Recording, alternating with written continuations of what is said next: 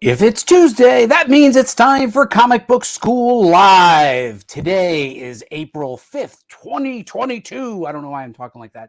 If you're a first-time creator hoping to get your first exposure to comics publishing, a rising talent building your audience, or an old grizzled pro like me, we welcome you to Comic Book School.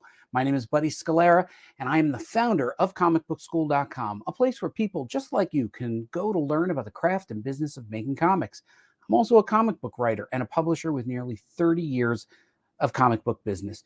And tonight I am joined by the lovely and talented Mike Fasolo, a three-time Emmy Award-winning screenwriter and the guy that I shared an office with at Wizard Magazine. How you doing, Mike? Hey, bud, I'm here. I'm good. You know, getting old, fat. You answered two questions. I was like, how you doing? And you're like, I'm good. I'm here. Yeah, I'm here and I'm good. Mike, where does this show find you? It finds me in Los Angeles. Los Angeles. Yes, Los Angeles, California, where it's warm and sunny all the time. Yeah. Well, you know what? I'm going to reference Los Angeles tonight. I found a couple of jobs which I will be sharing with the comic book school community, and at least three of them are based in Los Angeles. Is that an up and coming and happening place, Mike? Yeah, it's on its way up. It's not there yet, but it's moving in that direction. It's on its way up. I look forward. I'm hoping that maybe I'll even be able to see you soon in Los Angeles. Yeah, I'll be here. You don't plan to leave? No, I don't ever want to leave. I like where I am right here. Are you coming back out here to New York again sometime soon? Eventually, maybe in the summer. Who can say? Wow. Talk about a ringing endorsement. Yeah, I don't want to get on a plane and go anywhere. Well, I don't want to get in a car and go anywhere. Here we go. I don't know why Mike coughed in his elbow. Oh, the man, the robe, the legend. You don't even have a robe on. Not today. Today I didn't have the robe on at all. So yeah, occasionally. What happens when the neighbors see you outside?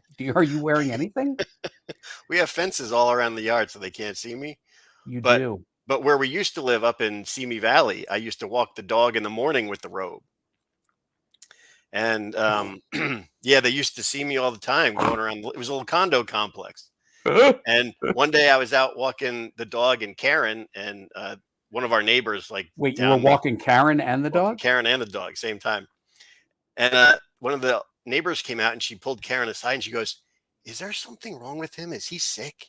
I always see him in the robe." She said, "No, he's just lazy." He's just lazy. Look at Ruth Morrison. You don't want to take the robe off and go anywhere. Very true. Very true. And Mike Ponce, they put the robe back on for the love of God.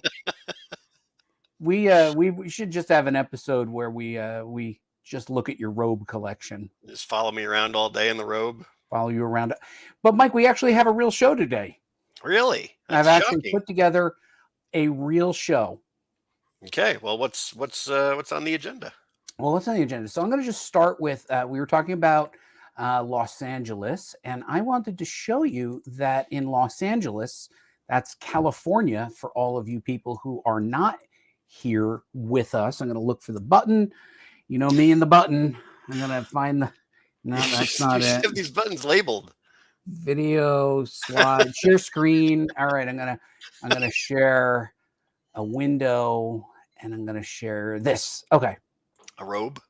So, the first thing that's up, I will show you that two creators in the last anthology won yet another award for the second anthology. They took home a trophy from the Independent Creator Awards, Mike. Nice. So I like that. Scale, yep, illustrating a story by A.A. Rubin, one of our editors, won for best sequential layout. I don't know why I'm enunciating it so much, but best sequential layout. What do you think? I think that's awesome.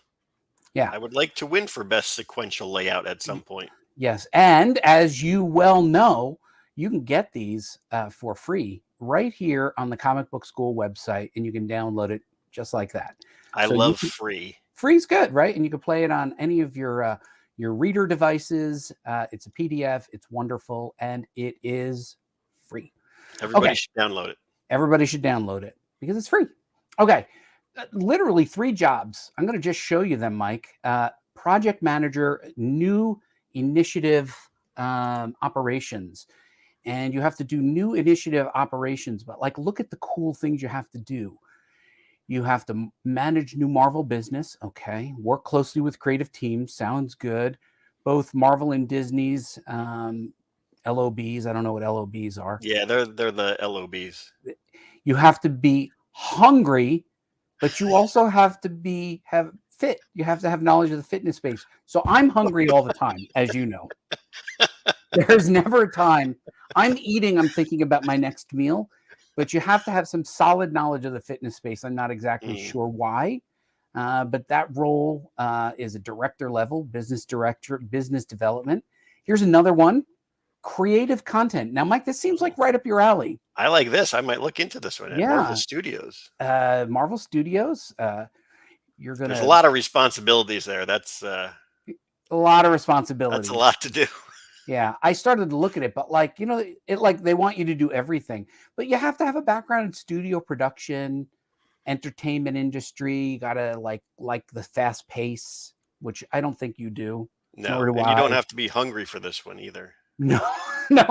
The other one you had to be hungry. This one you need to have passion, though. Okay. Which I feel I'm passionate. Yeah. Then the last one, a little bit more traditional. And by the way, Mike, I will be posting these in the message boards so that people can find them. We have a section in our message boards for jobs. This is a traditional associate editor role, and you assist the supervising editor, and you be editing at least 2 comic books per month, and you'll be doing production and building comic books. So.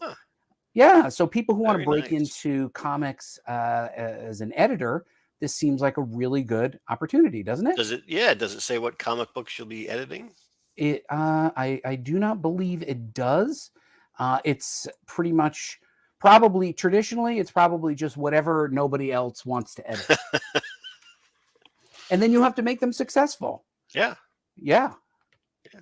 They both sound good, but they're in LA. Move out to LA, redheaded Ed. True. Oh, look at this. Ruth, who knows about the real world. This is called Line of Business. Remember, we didn't know what LOB was? There it is. Yeah.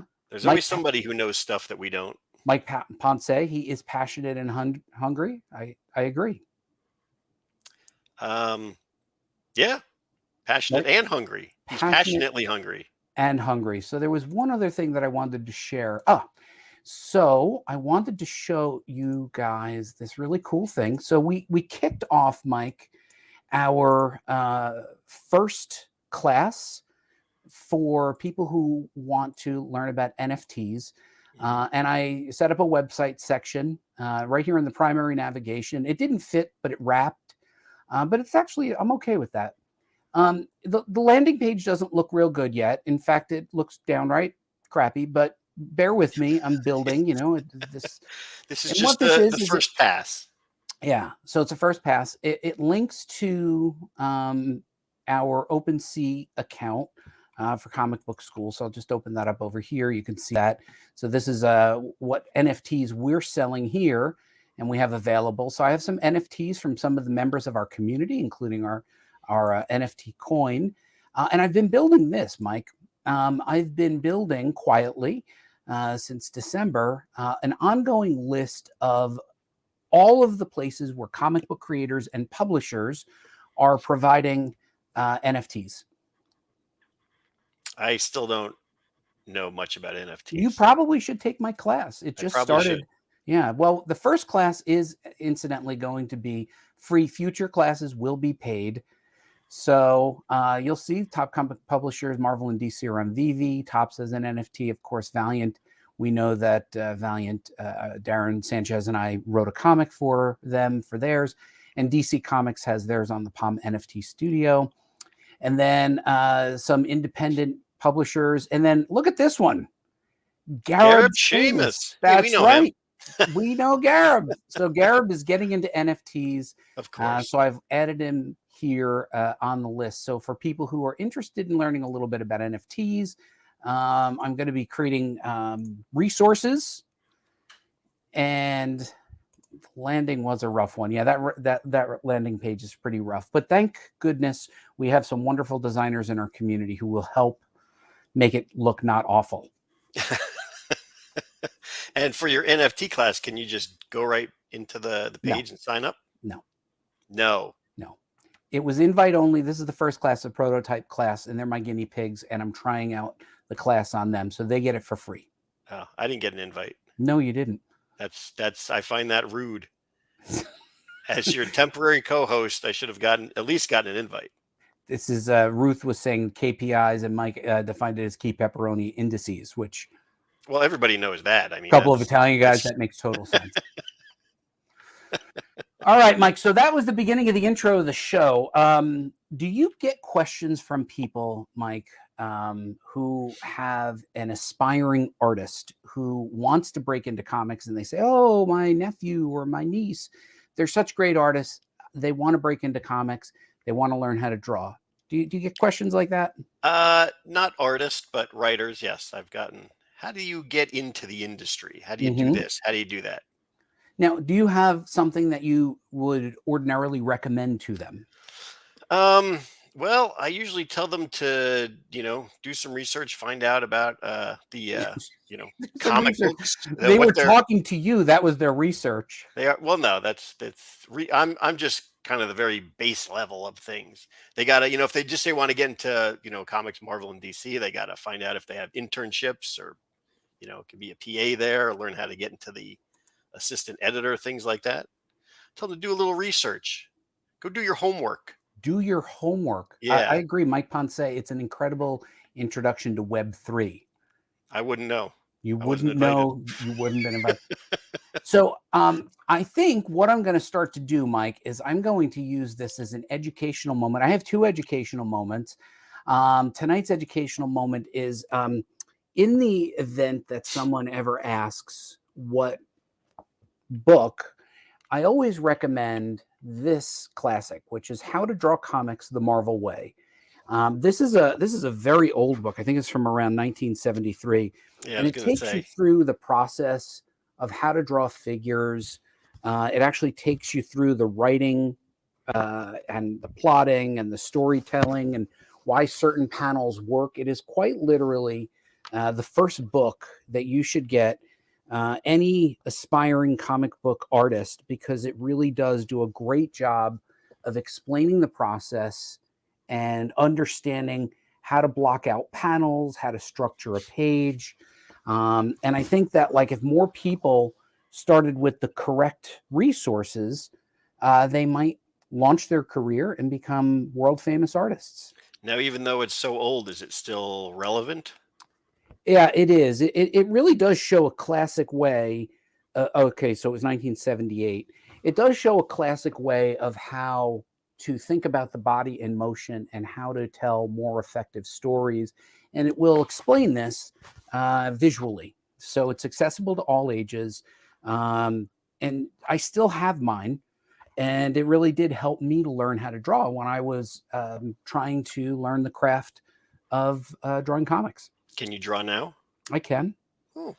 I don't, because sometimes I look at the art from some of the people that are involved in comic book school, and I think, well, no, I probably shouldn't draw. No one needs. See, Mike Ponce, who actually, my favorite, stole it from my big brother.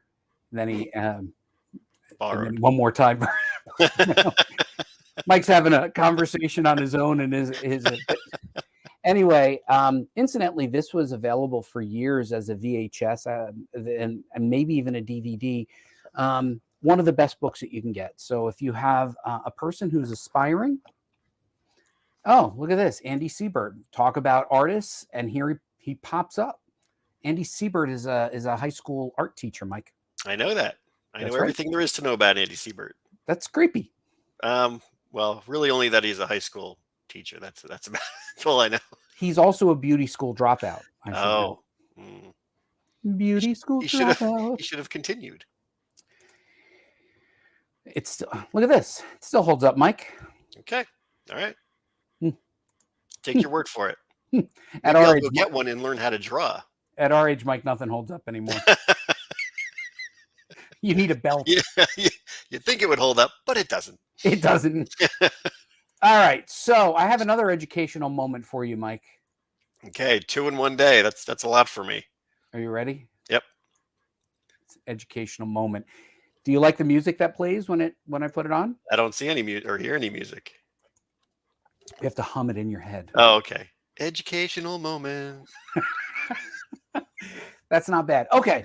So as Comic Cons are as Comic Cons are coming up, Mike, one of the most important things you can do is have good follow-up skills.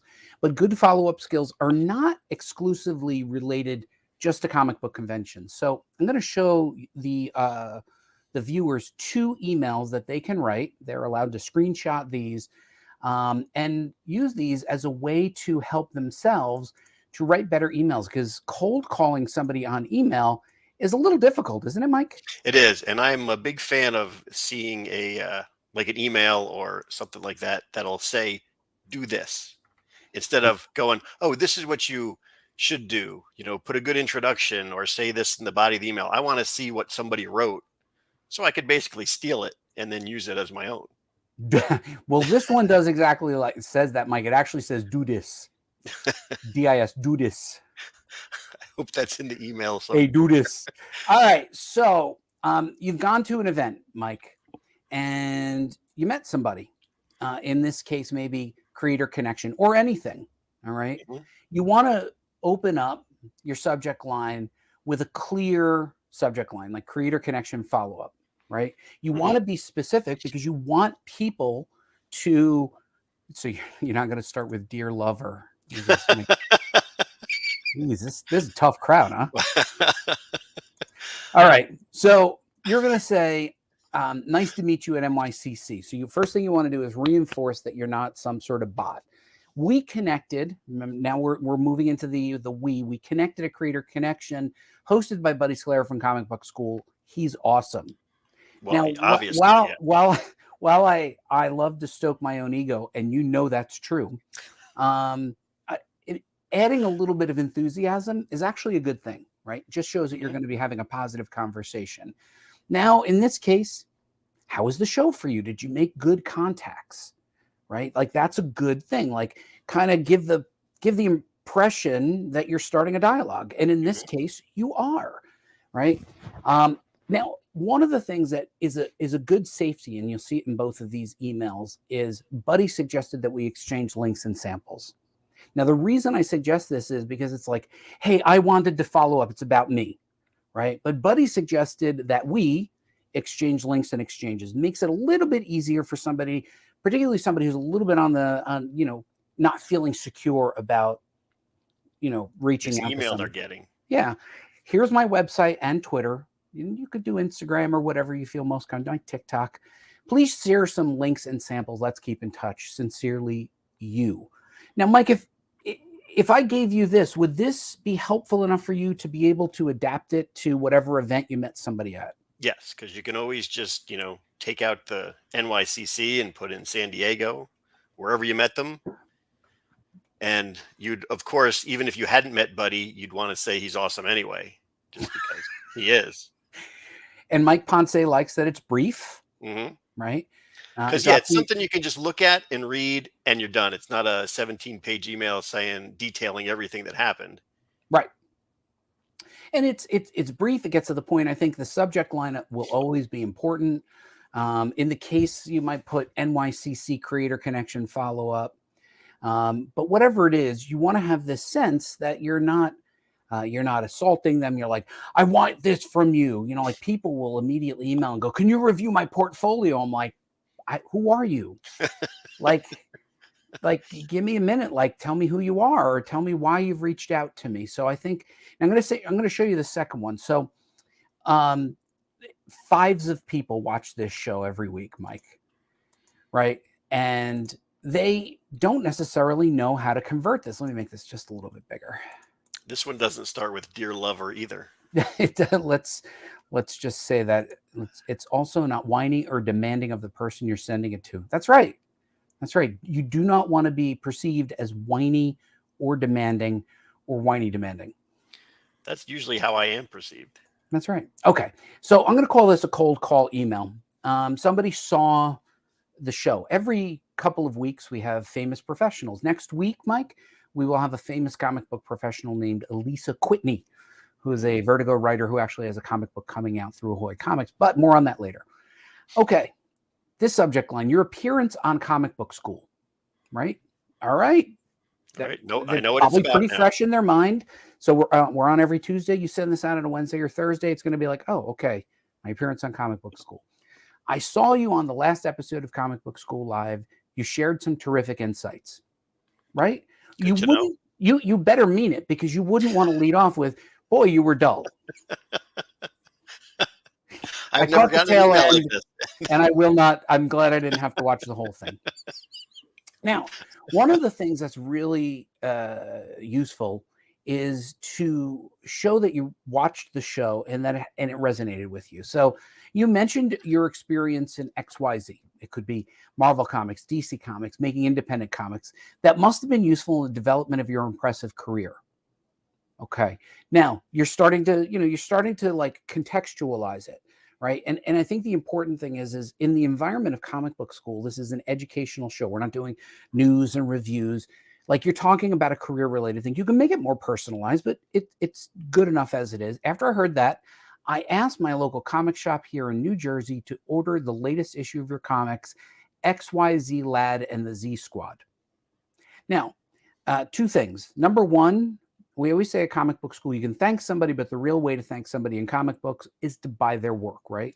We make our money like a nickel at a time. So we depend on volume. And supporting your local comic shop, you also get to throw something else in, where you're from.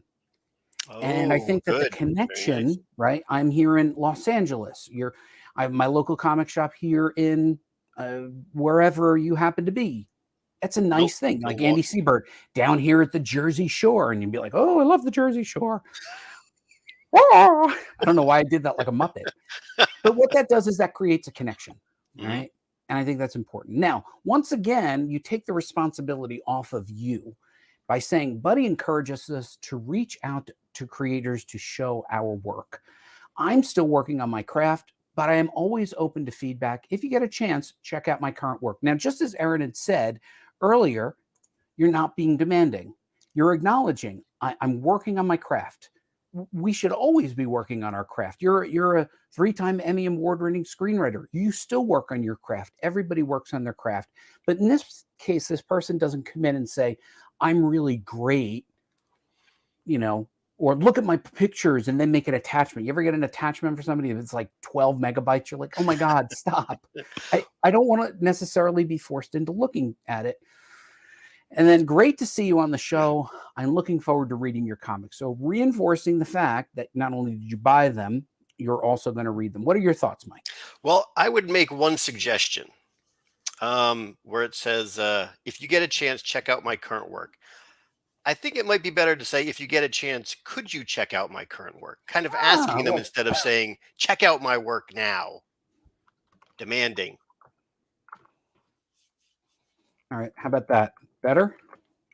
Yes. Okay. Yeah. There you go. Now it's perfect. It puts it to, if you get a chance. If you get a chance, if you don't get a chance, totally makes sense. Yep. There you go. So I think that this is a very hard thing. And I say often that the difference between the people that are in this community and the people that are working pros, and some of them are working pros, but they want to level up, is just good communications. Yes. I don't think there's a huge difference. And even before we were talking, you actually have an agent who helps lead into helping you procure work. How does an agent work, Mike? They contact essentially the people that I want to contact. Like if I'm just say I wanted to get in touch with Marvel about one of their characters, instead of me just reaching out with an cold email, I go, hey, manager, give these guys a call. And he has contacts. He knows people. He can reach out much easier than I could. You know what, if we had agents in comics, we would do that. But I think that just goes to the fact that good professional communications are important. And I think what we should know that in this show, the creators who come on the Comic Book School Live show are aware that they are giving out their contact information. be it Twitter or Instagram, every one of these platforms has direct messaging. Some of them even give out their personal emails. We've seen it.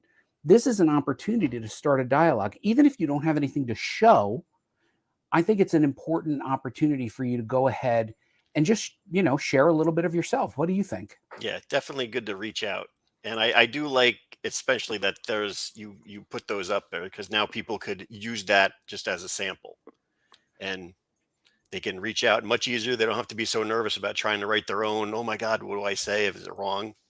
Yeah. Emails you wrote were good, and now they have a good sample. Yeah, and you look at the little hooks, oh, buddy advised us to do this. You blame it on me. Went to my local comic shop in New Jersey, Yep. right? Boom. These are things that make it a little bit less intense. Good job, bud. Yeah, that is a pretty good job, isn't it?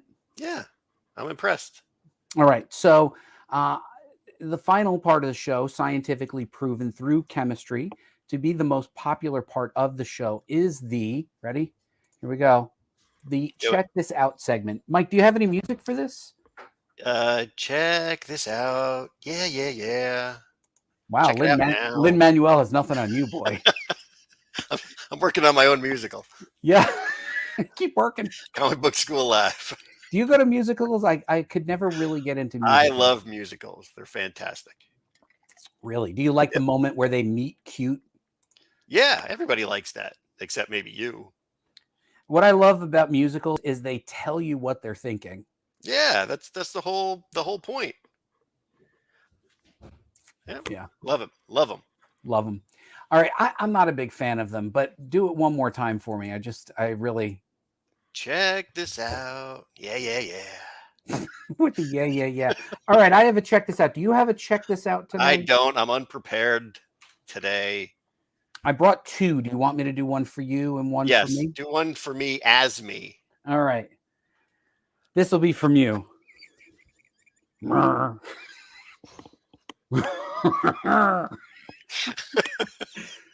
I found this one. So this is a children's book by everybody's favorite author, Neil Gaiman. It was by Dave McKean and Neil Gaiman.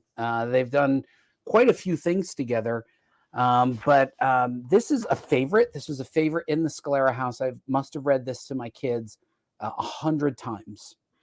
It's an absolute delight.